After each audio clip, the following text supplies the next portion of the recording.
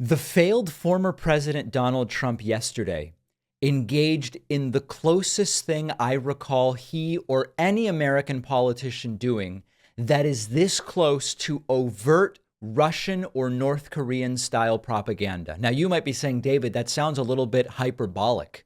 That what do you mean?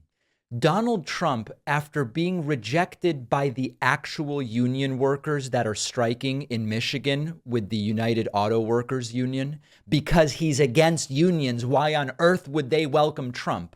Trump went to a non-union factory, had people in the crowd holding signs that say union workers for Trump. They weren't actually union workers, and Trump in his speech pretended that he was talking to union workers, even though the union said, don't come here. And he was at a non-union factory. This is unbelievable. The Detroit News reported that there were about 400 or 500 Trump supporters in the audience for Trump in Clinton Township, Michigan. It was filled with pro-Trump signs, MAGA hats, etc. It was at Drake Enterprises. Drake Enterprises has about 125 employees at this facility. So right off the bat, we know it's not even just their employees. It's a propaganda crowd. Fine. But the most important aspect to this is the catalyst for Trump going was that he wanted to get involved with the UAW strike. The UAW doesn't represent the Drake Enterprises workforce. It is not a union facility, but Trump shows up as if he's speaking to union workers. In fact, there were these union members for Trump signs, which we're putting up on the screen for you right now, all over the place. Which union members? The people that work there aren't union. And it actually turns out that some of these were not even, they were just brought in to hold signs. There was a local paper that covered this event. They found one guy holding a union members for Trump sign who wasn't in any union, period, just not in any union. Another one was holding an auto workers for Trump sign, wasn't an auto worker. The entire thing was fabricated. And here is Donald Trump speaking, again, acting like he's speaking to the United Auto Workers, which he's not. But we will stop him. Hopefully your leaders at United Auto Workers will endorse Donald Trump. Your leaders at United Auto Workers, they weren't in that room. This was a non-union factory. This is overt propaganda and misdirection.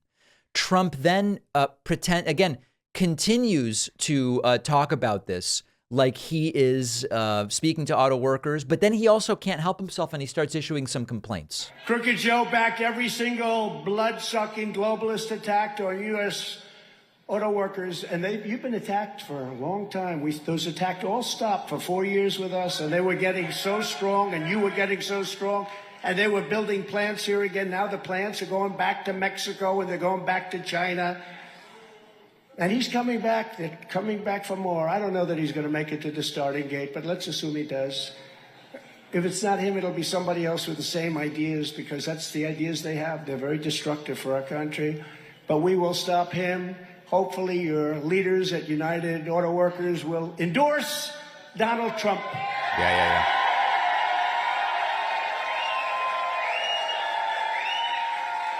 Because, standard history for years and decades and years, they always endorse a Democrat. It's almost like an automatic reflex, and there's no reason for it, but it's a habit.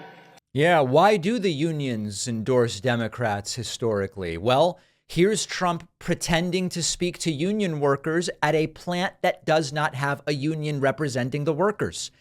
It is ridiculous. Trump then, of course, can't help himself. He has to go after electric stuff. In this case, he's going after electric boats. So I said, what happens if the boat has an accident and starts sinking? Do you get electrocuted if the boat sinks? The guy said, I've never thought of that, actually, but I think I gave him an idea, actually. Now, can you imagine the boat goes down and you're sitting on top of a battery? I don't feel good about that, right? Yeah. Just constant confusion about everything electric. Trump also, of note, seems to announce that he's not going to pick any of the current people that participated in last night's Republican debate as his vice president. Although many see it as a vice presidential audition, here Trump seems to say none of them seem to have what it takes. Competing with the job candidates, they're all running for a job. No, they're all job candidates. They want to be in the, they'll do anything. Secretary of something. They even say VP. I don't know. Does anybody see any VP in the group? I don't think so. Does anybody see a VP in the group? I don't think so. So maybe Trump not planning to go with anybody from that group. And then lastly, here is a guy at Trump's speech who is has been president of the president for auto workers for Trump is a group, I guess, auto workers for Trump. He's retired. And he says encouraging people to buy electric vehicles is bad because it'll lead to job losses, which is not true. But let's listen to what the guy has to say. Probably electric vehicles, the Biden push. He hasn't come out and, endorsed flat out mandates, but he's pushing the industry to build more electric vehicles. Yeah. He's pushing consumers through incentives to buy more electric vehicles. But electric vehicles require 30 to 40% fewer workers to build them because you eliminate the engine, you eliminate the powertrain, the drive shaft. So the argument is electric vehicles are bad for labor because the engines are so much more simple in EVs that you don't need as many employees. This is very much like, I don't need a calculator because we've got an abacus, or I don't need a smartphone because I've got a calculator, or we don't need cars because we've got horse buggies, and what about the horse buggy drivers? The reality is that there will be widespread new jobs as a result of more electric vehicles. Number one, the entire world of batteries, both for home electricity storage, charging home electricity batteries, and also for electric vehicles. The battery world is going to expand, new research, new factories, tons of jobs. The charging infrastructure is going to be an industry unto itself. We have very undersized charging infrastructure in the United States right now, other than Tesla, particularly for all of the vehicles that are being sold. That's going to be gobs of new jobs. Grid upgrades to the electrical system will be required. There will be both innovation and new blue collar type jobs for grid upgrades.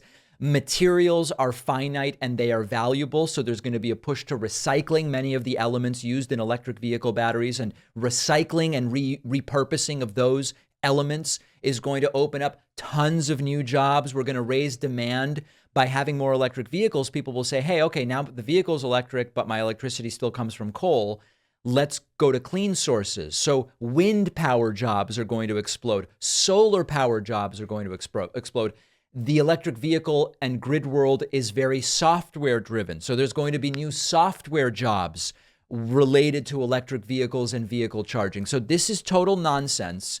And I don't know if they don't get it or they get it and they're lying because it's what they're expected to do. But a completely staged, farcical event. The union workers said to Trump, we don't want you here. You're not pro-union. So Trump just shows up at a non-union shop and pretends to be talking to union workers. Russian, North Korean style propaganda. Nothing transforms the inside of your home like indoor plants, and not just for decor. It can be a great mood booster. Our sponsor, Unsolicited Plant Talks, UPT, is the perfect place to go. They ship indoor plants right to your door. UPT supplies rare, top quality houseplants and provides unparalleled customer service. You will be overjoyed with your experience. UPT's dedication to delivering plants in vibrant health is a badge of honor that they proudly wear, and their cutting-edge packaging ensures that your botanical companion arrives safe and sound. UPT sent me an amazing Hoya marginata and also a Hoya walliniana.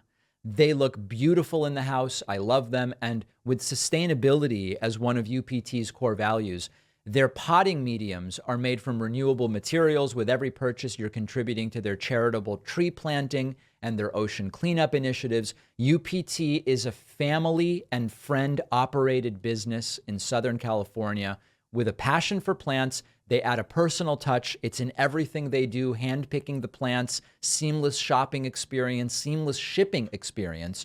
Go to unsolicitedplanttalks.com/Pacman and use the code Pacman at checkout for 15% off.